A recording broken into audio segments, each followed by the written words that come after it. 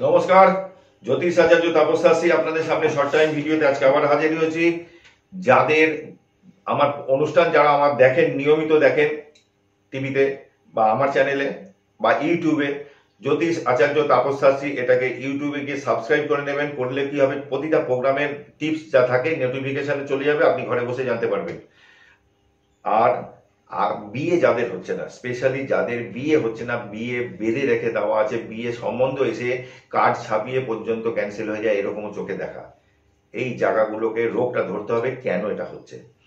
Normally কি হয়, মাঙ্গলিক দোষ থাকলে এটা হতে পারে, কালসর্প থাকলে হতে পারে, আপনার জন্মকুণ্ডলীতে পঞ্চমে শনি বসে রয়েছে, সপ্তমে শনি রয়েছে, বা লগ্নে শনি সপ্তমে দৃষ্টি দিচ্ছে, অষ্টমে মঙ্গল বা দ্বাদশে মঙ্গল, এই সমস্ত জিনিসটা টোটালটা দেখার দরকার আছে।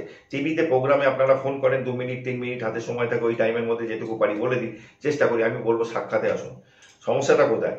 এবার যদি দেখা যায় যে আপনার কোনো ব্ল্যাক ম্যাজিক আপনার ওপর করা হয়েছে, মেয়ের বা ছেলের বিয়ে আসছে না, হচ্ছে না, আটকাচ্ছে, সেক্ষেত্রে দায়িত্ব নিয়ে কাজ করে দেবো।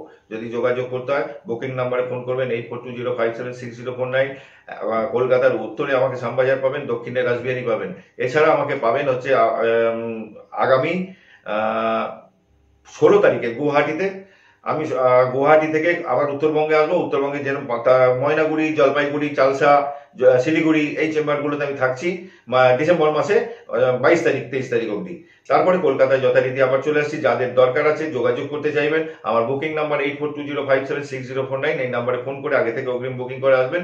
আমরা আজকে আমাদের এই যে অনুষ্ঠানটা খুব সংক্ষেপের অনুষ্ঠান, আর বাড়াতে পারছি না। আবার আসবো আপনাদের সামনে নতুন নতুন কিছু টিপস নিয়ে, ভিডিও নিয়ে।